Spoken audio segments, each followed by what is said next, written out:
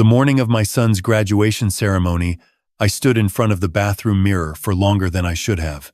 The old blue tie had a small stain near the bottom. I'd noticed it the night before but couldn't find another one in the wardrobe that felt right. So I dabbed at it with a damp cloth and told myself it would be fine from a distance. I straightened my collar, ran a comb through what was left of my gray hair, and looked at the man staring back at me. 63 years old. Retired from the mines at 58 after my back gave out. Hands still rough, even though I hadn't worked a proper shift in 5 years. I didn't look like the father of a surgeon, but I was. My son Elliot had qualified as a consultant orthopedic surgeon 3 weeks earlier, and tonight was the formal dinner at the Riverside Convention Center, the one the hospital held each year to celebrate their new consultants. Partners were invited. Family. If the consultant chose to bring them. Elliot had called me himself 2 weeks before. "Dad, I want you to come," he said. "I've put you down +1, but I know you'll come alone." He didn't say that cruelly. That's just how Elliot spoke. Efficient. He'd been that way since he was about 14, after his mother and I separated. He was the kind of boy who processed things quietly and came out the other side with sharp edges. I never blamed him for it. I think he got that from me, actually. From watching me not say things for years. I drove myself to the venue, parked in the public car park, because I didn't want to ask Elliot about the staff car park and feel like a burden before I'd even walked through the door. The lobby was all polished floors and tall ceilings and people in their best clothes.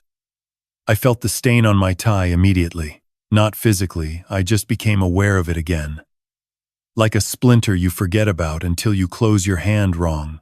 A woman near the entrance was wearing a dress that probably cost more than my monthly superannuation payment. I smiled at her and she smiled back in the way that people do when they're not sure who you are but assume you belong somewhere. Elliot found me near the drinks table. He was taller than I remembered, which sounds strange since he was 34 and I'd seen him at Christmas. But people look different in their element. He was wearing a dark suit, no tie, and he had the relaxed confidence of someone who knew every person in the room wanted to speak to him. "Dad." He gave me a hug that lasted about 2 seconds. "You found it all right.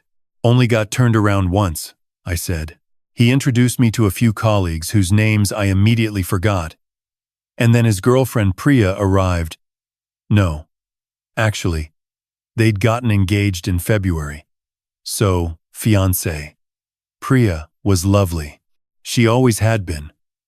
Every time I'd met her, she squeezed my hand and asked about my hip, which I'd had injected in January, and I felt the warmth of that small question more than I probably should have.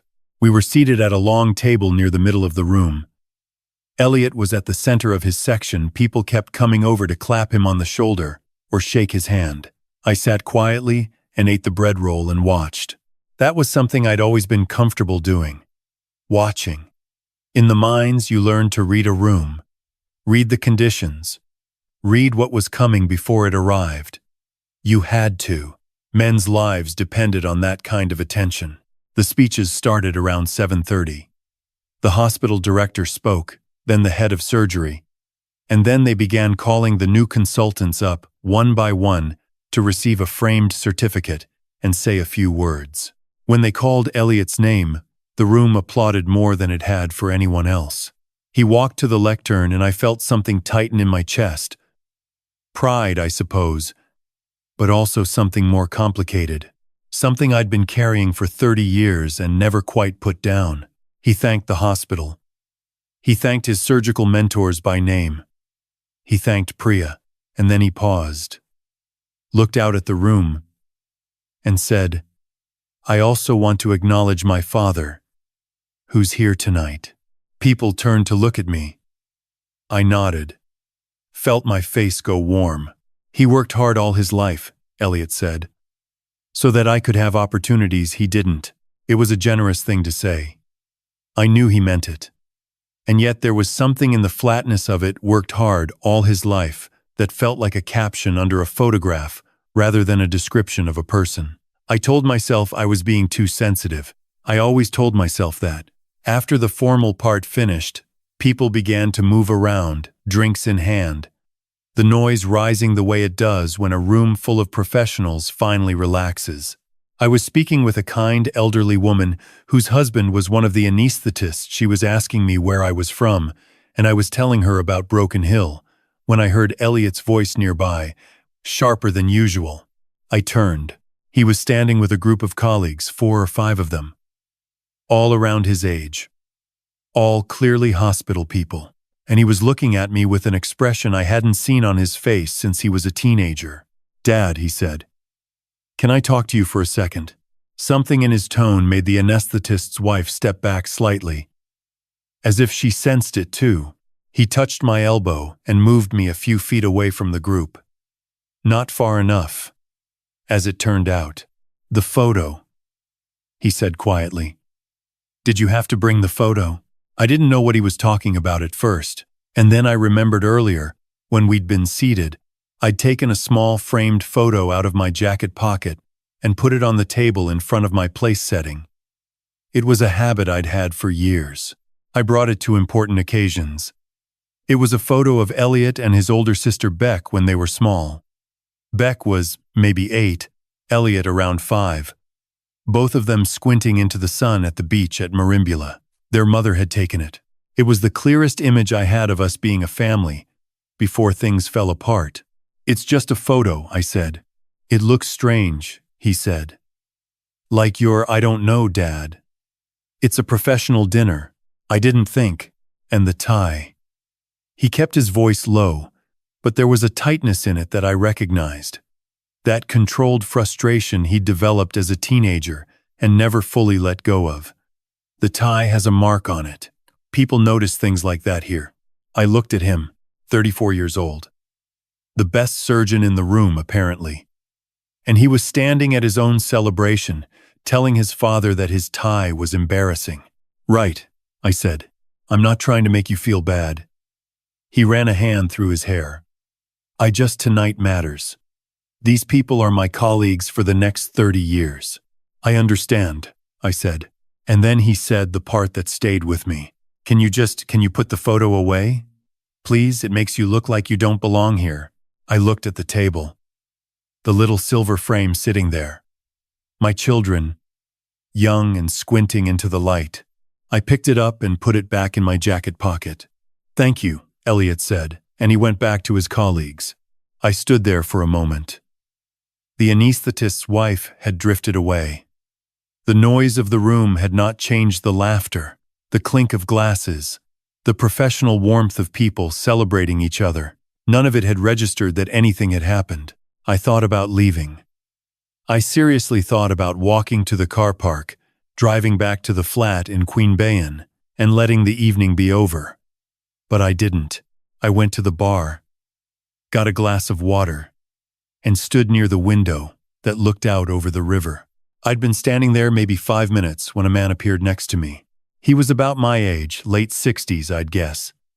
Big through the shoulders in the way that men who've done physical work carry themselves even after they've stopped. He had a glass of red wine and a look on his face that said he'd also been standing somewhere quiet on purpose. "Hell of a view," he said. "It is," I agreed. We stood in comfortable silence for a moment. Then he said, "I'm Ted, father of one of the other new consultants, Marcus, the vascular bloke." "Malcolm," I said. We shook hands. "Elliot's father, the orthopedic one." "Good lad," Ted said. "My son spoke very well of him during the training program."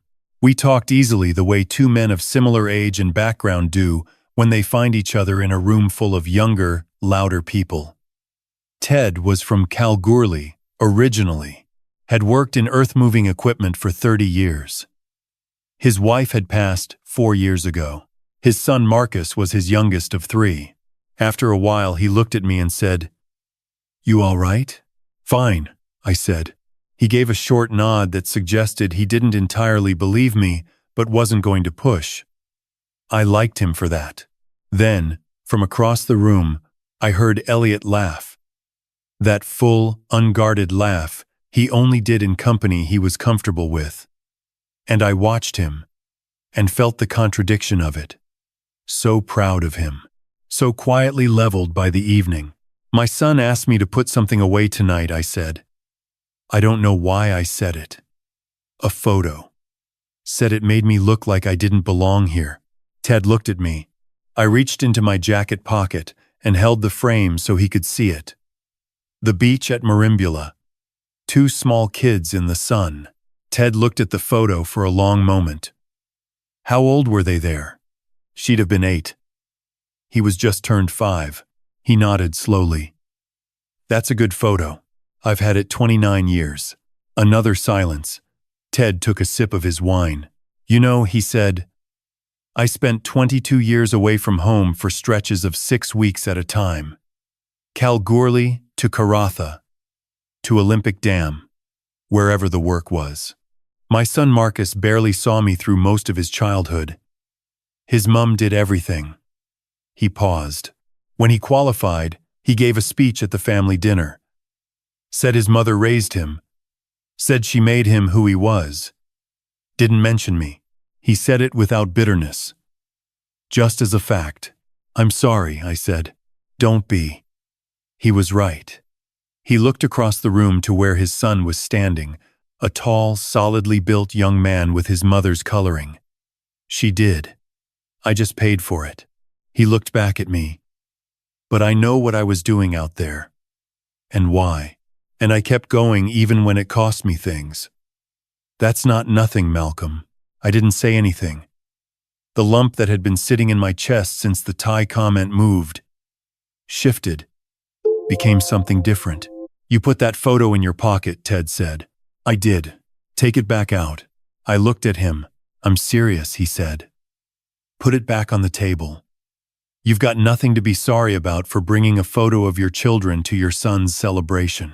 We walked back to the table. I set the frame back in front of my place. Ted sat down with his son's family 2 seats away and didn't make anything of it. Elliot noticed. He came back to the table for dessert and he saw it. He looked at me, not with anger, exactly, but with something tightening around his eyes. He opened his mouth. Ted spoke first. He didn't raise his voice, didn't make a scene. He just turned to Elliot, very calmly, and said, That's a lovely photo, mate. How old were you there? Elliot blinked. He looked at Ted, then at me, then at the photo. Something in the directness of the question, the simple decency of it stopped whatever he'd been about to say. About 5, I think, Elliot said. Your dad's been carrying it for nearly 30 years, Ted said. That's the kind of thing that matters at the end. He said it simply. No dramatics. Then he turned back to his dessert. The table had gone slightly quiet. Priya was looking at Elliot. One of the colleagues across from us was finding something interesting to look at on his phone. Elliot sat down. He didn't say anything for a few minutes. Then, very quietly, he said, Dad, can I see it? I slid the frame across to him. He looked at it for a long time. At Beck, squinting. At himself, 5 years old. In the yellow t-shirt I couldn't even remember buying, but that his mother must have dressed him in that morning. The beach at Marimbula. I remember that trip, he said. His voice had changed. You were too young to remember it. I remember the fish and chips, he said. We sat on the wall above the beach. I felt something come loose in me. Something I'd been holding in place for years without realizing it. You ate 3 pieces and got sand all over the vinegar, I said. He laughed. It wasn't the professional laugh from earlier. It was the other one. I didn't know you still had this, he said. I've always had it. He slid it back to me. For a moment his hands stayed on the table, near mine. Not touching. Just near. I'm sorry about before, he said. The Thai thing. That wasn't right. I looked at my son. 34 years old. brilliant by anyone's measure, carrying his own things, the way people do. In the same quiet way, I'd always carried mine. "I know tonight matters to you," I said. "You matter more," he said. And then, because he was still Elliot, even with the tie, I laughed. He laughed. Priya leaned into him from the other side and shook her head like she'd been waiting for us both to get there. Later, after the formalities were done and people were starting to drift toward the exits, I found Ted near the coat check. "Thank you," I said. He waved it off. Fathers have to look out for each other. We exchanged numbers. He said Marcus had mentioned wanting to do some fly fishing up near Tumut, and maybe we could all make a trip of it sometime. I said I'd like that. I think I meant it. I drove home along the Monero Highway with the photo on the passenger seat, face up, the streetlights moving across it. I thought about all the things I'd never said to Elliot over the years, not because I didn't feel them, but because I thought silence was a kind of dignity. I thought not making a fuss about the hard years was a way of protecting him. I thought that showing up, paying the bills, driving 6 hours when he needed me, putting the photo on the table, I thought those things spoke for themselves. Maybe they did. Maybe they didn't. Maybe the lesson I was finally old enough to learn was that love without language leaves people guessing. And children who grow up guessing sometimes become adults who keep people at arm's length. Not out of coldness, but because they never learned the words either. Elliot called me the next morning, just to talk, not about anything in particular. He asked about the drive home, asked if my back was holding up, mentioned that Priya wanted to visit in August, and could they stay the weekend. Simple things. The kind of call I used to wait months for and had given up expecting. I sat in my kitchen in Queen Beyond with the coffee going and the early sun coming through the window, and I talked to my son for 45 minutes about nothing that mattered and everything that did. The photo is on my kitchen windowsill now, not in my jacket pocket.